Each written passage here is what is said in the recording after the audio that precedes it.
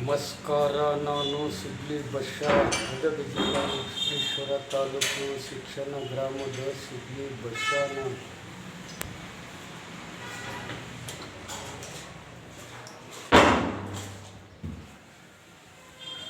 ಇವತ್ತು ತಲೆ ಇದ್ರೆ ಸಿಗ್ಲಿ ಬಶ್ಯನಂತ ತಲೆ ಇರಬೇಕು, ಶಕ್ತಿ ಇದ್ರೆ ಸಂಗೊಳ್ಳಿ ರಾಯಣ್ಣಂತ ಶಕ್ತಿ ಇರಬೇಕು, ಆಸ್ತಿ ಇದ್ದರೆ ಕೆಂಗಲ್ ಹನುಮಂತರಾಯನಂತ ಆಸ್ತಿ ಇರಬೇಕು.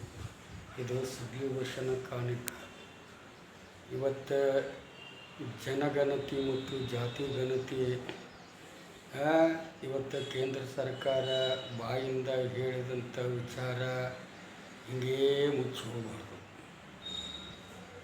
ಯಾಕಂದರೆ ಈ ದೇಶದಲ್ಲಿ ಜಾತಿ ಗಣತಿ ಜನಗಣತಿ ಆತಂದರೆ ಅದಕ್ಕಿಂತ ಮುಂಚೆ ಒಳ ಮೀಸಲಾತಿ ಏನಾದರೂ ಮೀಸಲಾತಿ ಒಳಗಡೆ ಏನಾದರೂ 420 ಏನಾದರೂ ಕಂಡು ಬಂತಂದ್ರೆ ಎಲ್ಲ ಜಾತಿಗಳಿಗೂ ಈ ಮುಂದಿರೋ ಲಿಂಗಾಯತ ಜಾತಿ ಒಡೆದು ಹೋಗುತ್ತೆ.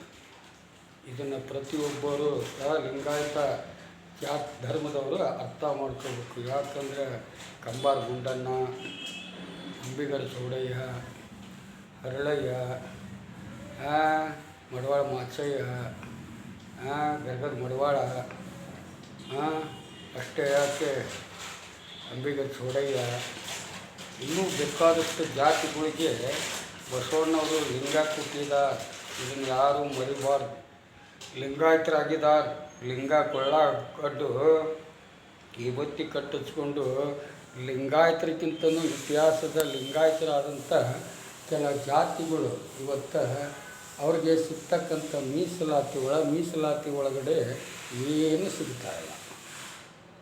ಇವತ್ತು ಲಿಂಗಾಯತ ಜಾತಿ ಅಂದ್ಕೊಂಡು ದೊಡ್ಡ ಜಾತಿ ಅಂತಂದು ಹೇಳ್ಕೊಂಡು ಇವತ್ತು ಆ ಜಾತಿ ಒಳಗಡೆ ಬರೀ ಲಿಂಗಾಯತರ ವೀರಶೈವದವರ ಒಕ್ಕಲಿಗರ ರಾಜಕೀಯ ಆಡಿದರೆ ಮತ್ತು ಕಂಬಾರ, ಕುಂಬಾರ, ಸುಣಗಾರ, ಸಮಗಾರ, ಎಳವ, ನೇಕಾರ, ಮಡಿವಾಳ, ತಳವಾರ, ಗಾಣಿಗ, ಗೊಲ್ಲ, ಯಾದವ, ಕುರುಬ, ವೀರಶೈವ ಇವೆಲ್ಲ ಜಾತಿಗಳಿಗೂ ಅನ್ಯ ಜಾತಿಗಳಿಗೆ ಹೊಡ್ತಾ ಕೊಡ್ತಾ ಇರೋದು ಯಾವುದು? ಲಿಂಗಾಯತ ಜಾತಿ ಧರ್ಮ.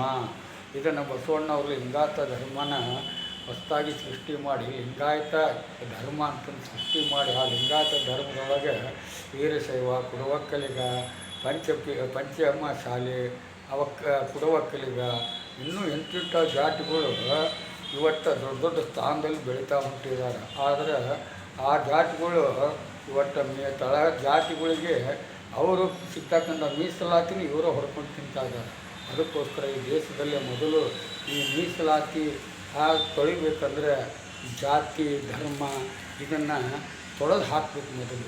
ಆವಾಗ ಈ ಮೀಸಲಾತಿ ತೊಳಿಬೋದು.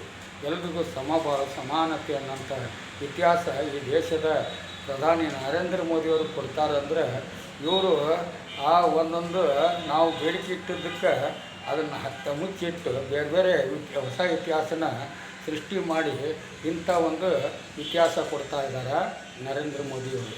ಅದಕ್ಕೋಸ್ಕರ ನರೇಂದ್ರ ಮೋದಿಯವರ ಮಾತಿಗೆ ಇವತ್ತು ಭಾರತ ದೇಶದ ಪ್ರಜೆಗಳು ಅಷ್ಟಕ್ಕಷ್ಟೇ ನೋಡ್ತಾ ಇದ್ದಾರೆ. ಮುಂದಿನ ದಿನಗಳಲ್ಲಿ ನರೇಂದ್ರ ಮೋದಿಯವರ ಕಾಯಕ ಜೀರೋ ಕಾಯಕ ಆಗುತ್ತೆ ಅನ್ನೋದು ಯಾರೂ ಮರಿಬೇಡಿ. ಇವತ್ತು ಅವ್ರ ಉದ್ದೇಶ ಏನಪ್ಪ ಅಂದರೆ ಮುಂದೆ ರಿಟೈರ್ಡ್ ಆದರೆ ನರೇಂದ್ರ ಮೋದಿಯವರು RSS ಅಧ್ಯಕ್ಷ ಸ್ಥಾನ ವಹಿಸ್ಕೊಂಡು ಮತ್ತು BJPನ ಬೆಳೆದು ಮುಂದೆ ಇಟ್ಕೊಂಡು ಈ BJPನ ಒಂದು ಹಿಂದೂ ರಾಷ್ಟ್ರ ಕಟ್ಟಲಿಕ್ಕೆ ಅವರು ಹೊಂಟಿದ್ದಾರೆ. ಅದು ಆಗಲಾರದ ಇತಿಹಾಸ ಅನ್ನೋದು ಪ್ರತಿಯೊಬ್ಬರು ಅರ್ಥ ಮಾಡ್ಕೋಬೇಕು. Had the crime but not the criminal.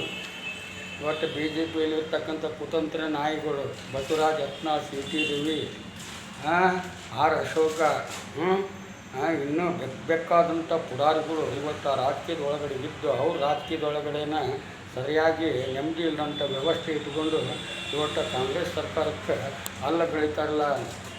ಇವತ್ತು ನರೇಂದ್ರ ಮೋದಿಯವರು ಈ ಕರ್ನಾಟಕಕ್ಕೆ ಅವ್ರ ಕಡೆಗೆ ಏನಿದೆ ಅನ್ನೋದು ಒಂದು ಪ್ರೆಸ್ ಮೀಟಿಗೆ ಸಿದ್ದರಾಮಯ್ಯವ್ರ ಜೊತೆಲೇ ಧೈರ್ಯವಾಗಿ ಬಂದು ಕೂತ್ಕೊಳ್ಳೋ ತಾಕತ್ತು ನರೇಂದ್ರ ಮೋದಿಯವ್ರಿಗೆ ಇಲ್ಲ ಅಂತ ಈ ಸಿಗ್ಲಿ ಬಸ್ಸೇ ಹೇಳ್ತಾನೆ.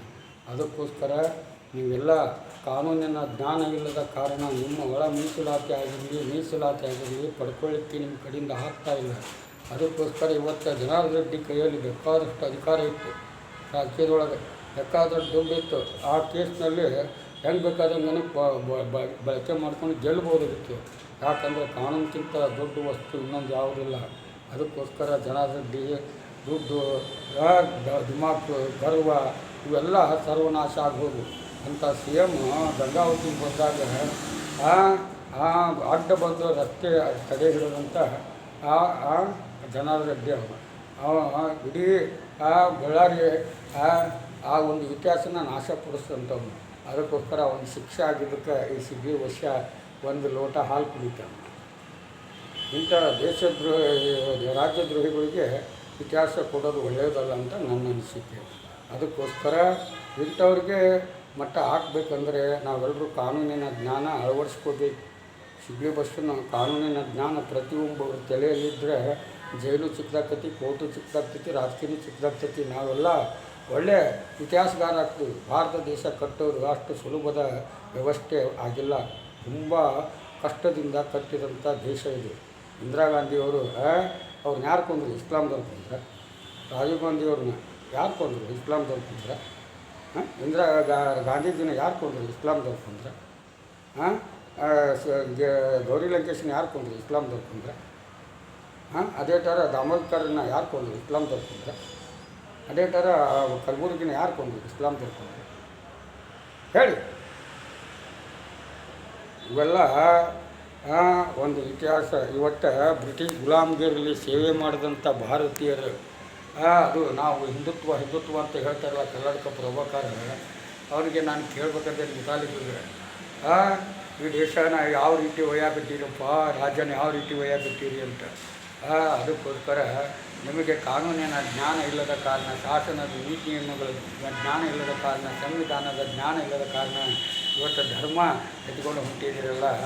ಧರ್ಮ ಕುಟ್ಟಿತ್ತು, ಕರ್ಮ ಹೆಚ್ಚಿತ್ತು, ಕಲಿಯುಗದಲ್ಲಿ ಧರ್ಮವಂತರ ಮರ್ಮವನರಿಯದ ಮಾನವನಾರಿಲ್ಲ. ಇದನ್ನು ಅರ್ಥ ಮಾಡಿಕೊಂಡು ಪ್ರತಿಯೊಬ್ಬ ಪ್ರಜೆಗೂ ಇತಿಹಾಸ ಕೊಟ್ಟು ದೇಶನ ಕಟ್ಟೋ ವ್ಯವಸ್ಥೆಗೆ ತರಬೇಕನ್ನೋದು ಈ ಸಿಗ್ಲಿ ಬಸ್ಸನ್ನ ಹೋರಾಟ. ಜೈ ಹಿಂದ್, ಜೈ ಕರ್ನಾಟಕ, ಜೈ ಕನ್ನಡ, ಜೈ ಶ್ರೀರಾಮ್, ಜೈ ಭೀಮ್.